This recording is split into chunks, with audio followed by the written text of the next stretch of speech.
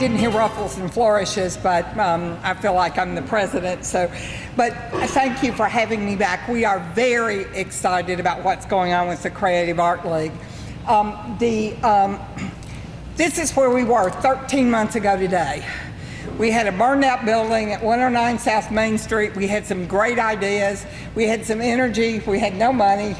But we wanted to make something happen downtown. And our purposes were multiple.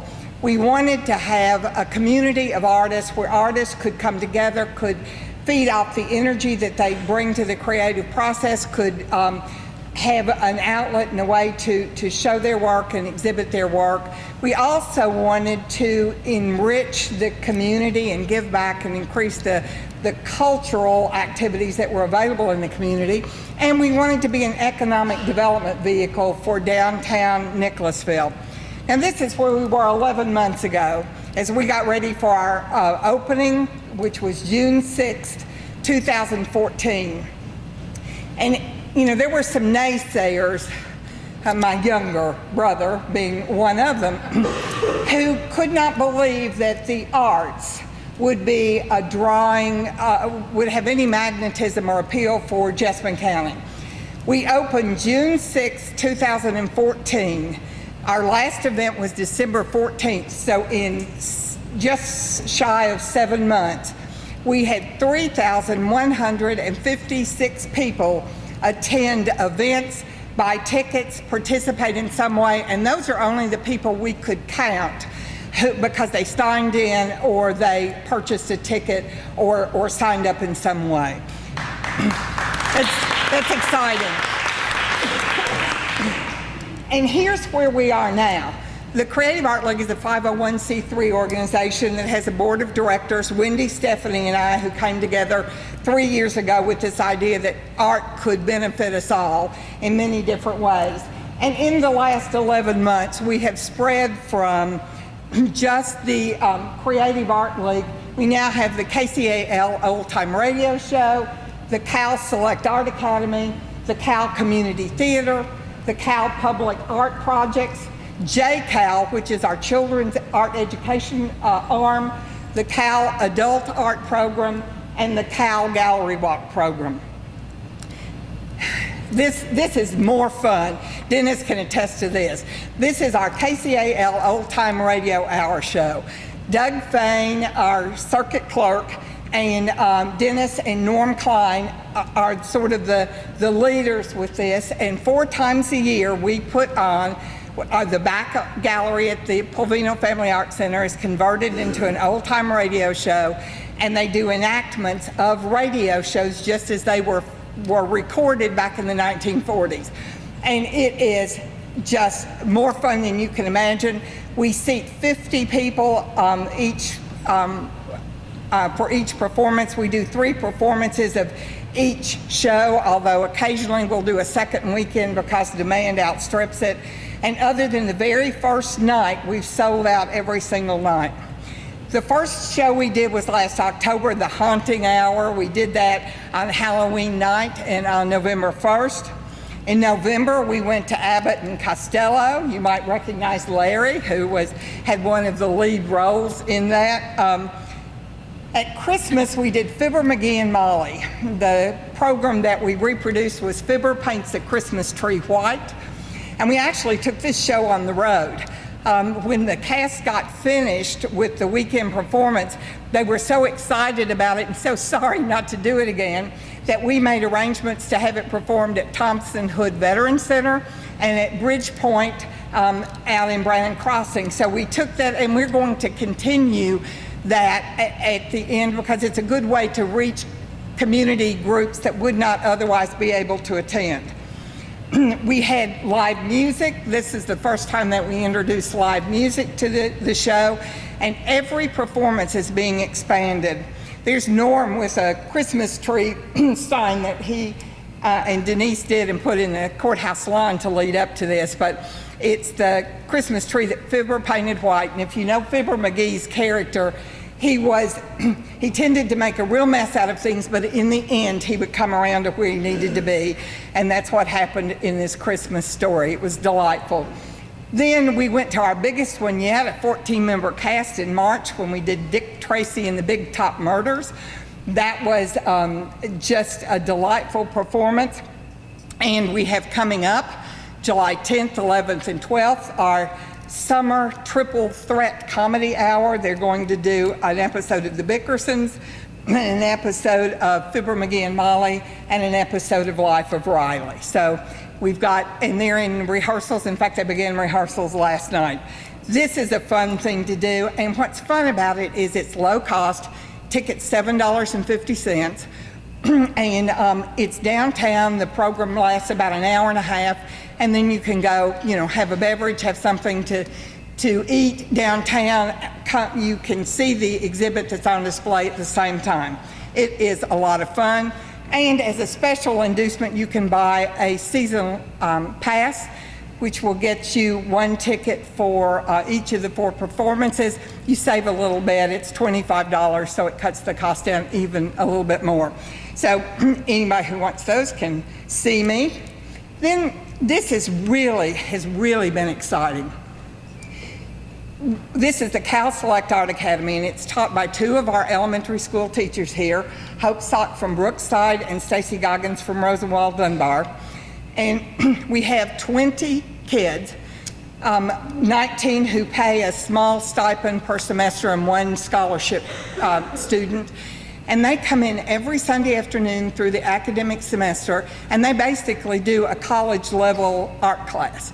They're doing positive and negative shape, they're studying artists, they're doing sketching, and they'll go out and about and sketch down Main Street. You may have seen them on Sunday afternoons. They'll work on various projects. Here's a chair that they decorated that was sold as part of our Pull Up a Chair for Cal fundraiser last year.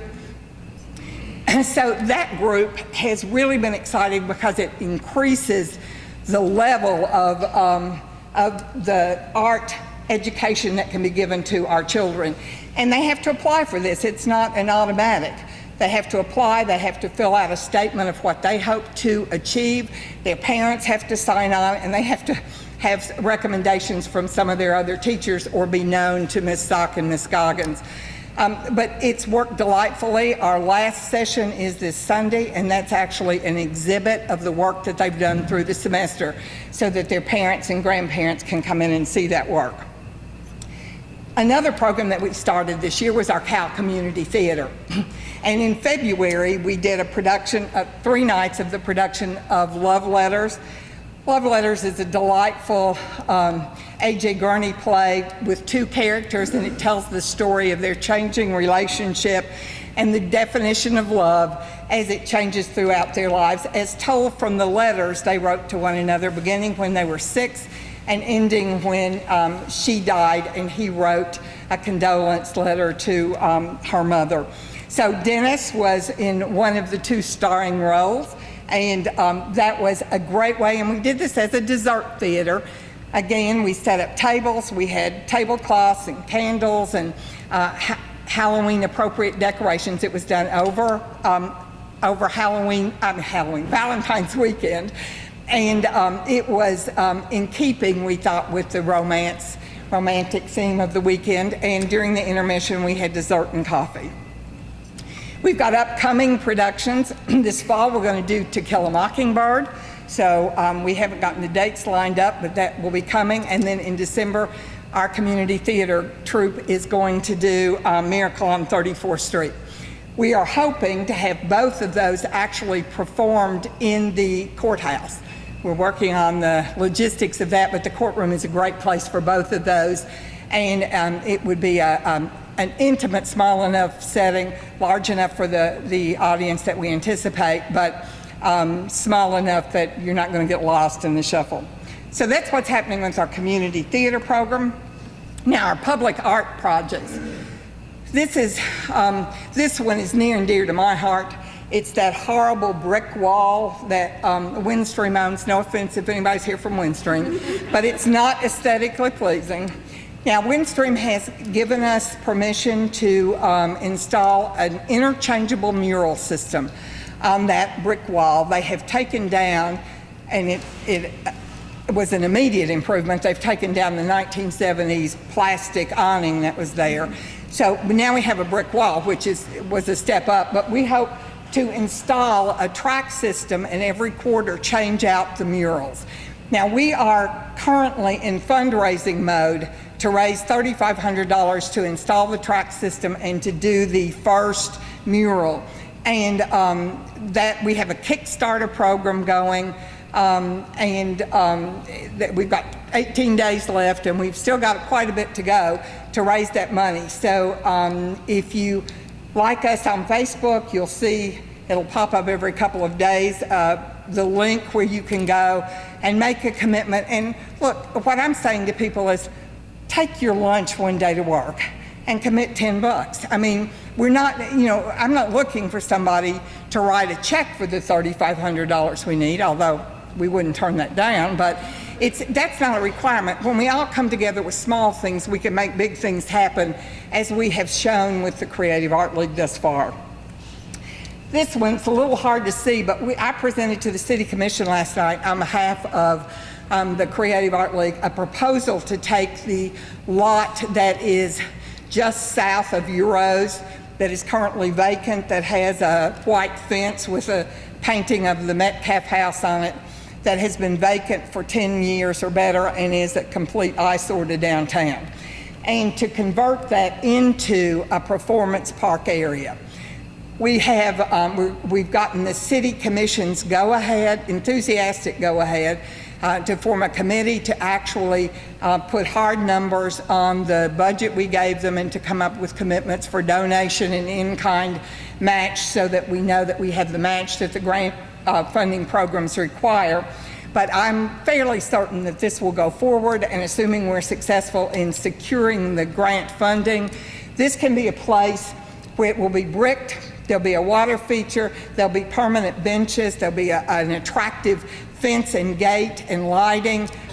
There'll be several entrances, one off Main, one off Maple, and one off York Street, and where people can enjoy a sandwich on a pretty day at lunch, where they can gather for, pickup musicians can meet on Sunday afternoon and do a little picking and grinning, and where we can just come together as a community, again, with the added benefit that those people that come in, it will increase the attractiveness of downtown. There'll be an economic spin-off benefit to the merchants downtown, and it will help us develop that sense of community that we've sort of lost somewhere along the line.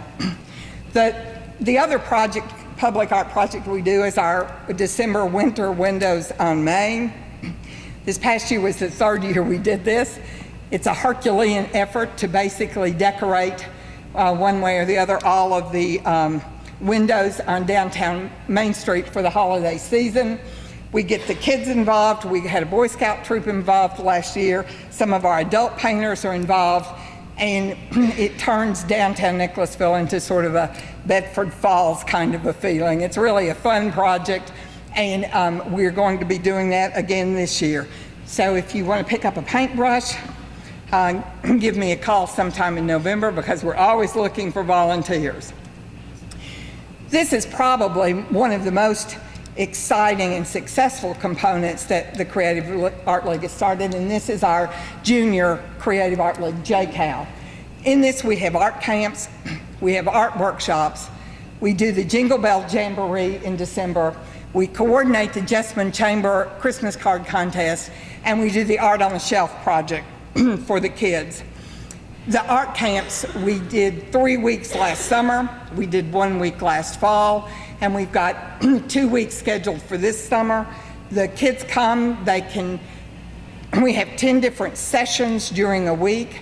The children can come Tuesday morning, Thursday afternoon, or they could come all of the time. There's a charge $20 per session, which includes the supplies.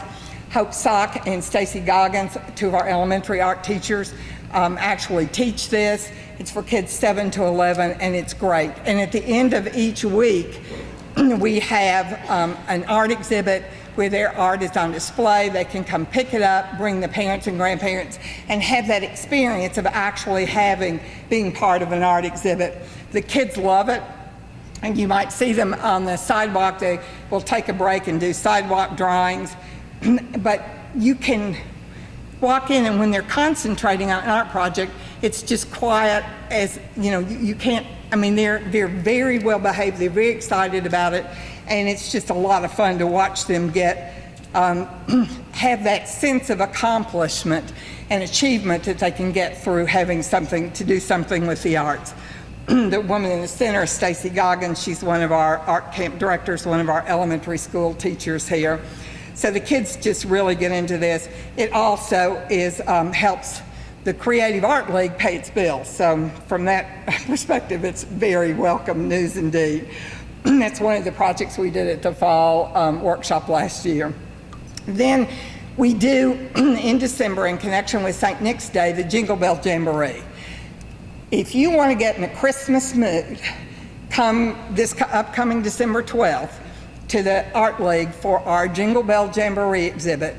Last year we had 738 pieces of children's Christmas art, floor to ceiling. We have 3,600 square feet of wall space in that facility, and it was covered with children's art. And it's so fun to watch the kids come in, they find their art, they point to it, they get their pictures taken, the parents are there, the grandparents, and it is delightful. It also shows us just how much the children are learning from the art camps and the art programs that we've got going, because I had one little 8-year-old come up to me, and I had said something about Frida Kahlo, and she gave a complete biography of Frida Kahlo, not a fall-off-the-tongue artist that most of us know about. This was just absolutely delightful. The art was great. The kids loved it, and it really put you in a Christmas mood. We also had a Christmas ornament workshop. We're going to continue these workshops on an ad hoc basis where the kids come in and pay $2, $3. Our June 5th gallery walk, we're going to have 2 of these on the sidewalks. One paint a flower pot and one do a spring-themed refrigerator magnet. But the kids come, it's going to be $2 a child, and basically that pays for the supplies and the art teacher, and they can come do artwork, and those are open to any age. Then we did the Christmas card contest. This was our 3rd year in a row for that. That has grown dramatically. We had 435 entries this year, which made selecting the 3 best cards really difficult. But the kids, it's amazing how creative they can be and how they got into the whole concept of the Christmas card contest. I love this stuff. Then we did art on the shelf. Now, you all are familiar with the art on the shelf that, you know, people with young children tend to do. Well, we did it a little bit differently this year. Our art visited artists. Now, here he's visiting Edward Monk, who did The Scream. And there he's visiting Matisse. And these are all our local kids who are, here he's visiting Rodin, the thinker. And here he is. You'll notice the bandaged ear. That's Van Gogh. And this is Frida Kahlo, the Mexican artist. And here's the whole composite of them. So every day, the kids, Hope Sock coordinated this at Brookside, but every day, the kids had they learned about a different artist, and they got dressed up and found a photograph. And it was really a good project, really educational and fun, and got the children involved, as well as their parents who like to see their children's on Facebook. This year, art is going to world-famous museums, so that's something that we're coordinating for this year. We also have an adult visual arts component, the Cal Visual Arts Association, that has its own officers. Susan Bradish is here, and she is the program chair for that organization. But their monthly meetings, their demonstrations and programs, they're going to do exhibits. They also coordinate workshops. In those workshops, we had 2 last year. We had an artist from Lexington do a floral painting workshop in the Arts Center in the fall, and then this spring we had an artist from Memphis do a 2-day portrait workshop. Now, what these workshops do, in addition to giving artists an opportunity to not have to go to Lexington or some other location to learn a new technique or a new way of producing art, but they also are they also have the added benefit of an economic boost to downtown.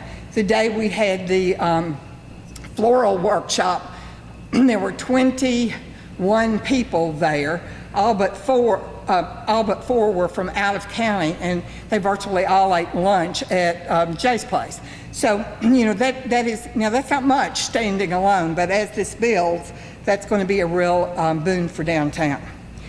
Then we have the program that I happen to like the best. I think because conversely it's the most work for me. That's our gallery exhibit program. And 4 months a year, in June, August, in April, June, August, and October, we have a gallery walk where we actually have 6 different exhibits within the 2-block downtown area. We have musical events, we have sidewalk demonstrations, we've got art workshops for children. So it's a happening thing that's going on downtown. Our next one is June 5th from 5 to 8. And we have artists who will they'll set up their work sometimes they'll actually be in process of working. The children come with their families to show off the work that they've completed in the Cal Select program. And it's really a fun evening to come downtown. Even if art is not your passion, it's fun to just walk around and see who you run into and what's going on. And I always tell people, bring a $20 bill and spend it somewhere downtown. The retailers stay open, the restaurants have specials, and all of that will just help make downtown even more successful than it's becoming. Our September exhibit was a photography exhibit. October last year we had another gallery walk. November we had a young painter from the county who did an exhibit of his paintings. In December we had a holiday bazaar, and the weather didn't help us much in December. But we had about 30 artists and craftsmen who set up in the art center, and they had their products available for a unique and different holiday gift. In January, we had an invitational of exhibit of fabric artists from across the state. So from Louisville, from Owensboro, from Monticello, from Lexington, from Moorhead, and from here.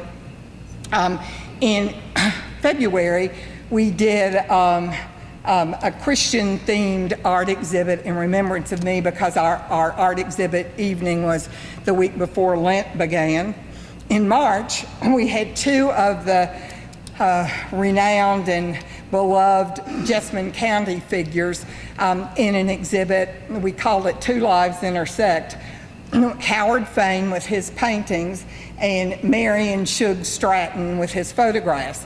And the way the lives intersect, it's a story that I love and shows what art can do for everybody, is when Howard Fane was in elementary school. He went to the school right up near Bluegrass Energy, Lyons School. It was a one-room school, and Howard Fane was so shy that when he needed to go to the restroom, he'd poke his sister who sat on the row in front of him, and she would ask the teacher, could he go to the restroom? But Howard had an eye, he could draw. And his teacher, now this is back in the 50s, his teacher bought him from her salary a $5 art supply kit, which was a significant purchase for her at that time. And she did it to encourage him to keep up with his art, because that was a talent he had that shouldn't be left to just rust. And that teacher, Mrs. Molly Stratton, was the mother of the photographer, Marion Shug Stratton. So she encouraged the both of them, and their lives came together through their mutual love of art, although in different mediums.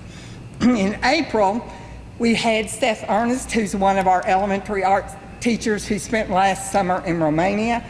And he did, as the feature exhibit for our art walk in April, he took us to Romania through his paintings. It's a beautiful exhibit. This month, currently hanging, we did a nationwide invitational, which we send out a call to artists across the country. And we had artists from Pennsylvania, from Connecticut, from Massachusetts, send their submissions in. They were selected. Some were, some weren't. I mean, that's sort of the luck of the game.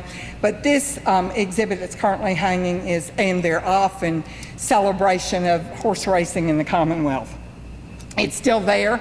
You can see it through the end of the month. Our hours are Thursday, Friday, and Sunday afternoons from 1:30 to 4:30, and Saturday from 10 to 4. Now, here's my crassly commercial pitch. Here's what you can do to help. You can contribute to that Art on Main Street project by going to Kickstarters.com and putting in Art on Main. You can go to Facebook and like us on Facebook, because I'll wear you out with the postings and you'll never miss what's coming up if you check your Facebook regularly.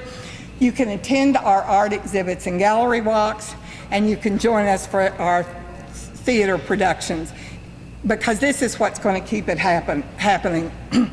Nicholasville Tourism Commission did give the Art League a $5,000 grant to underwrite the art walks this year, but other than that, every single dime that has been spent in rehabbing the facility, in all of our programming, in paying for our staff and the supplies, in paying the utilities, et cetera, et cetera, et cetera, has been through private donations.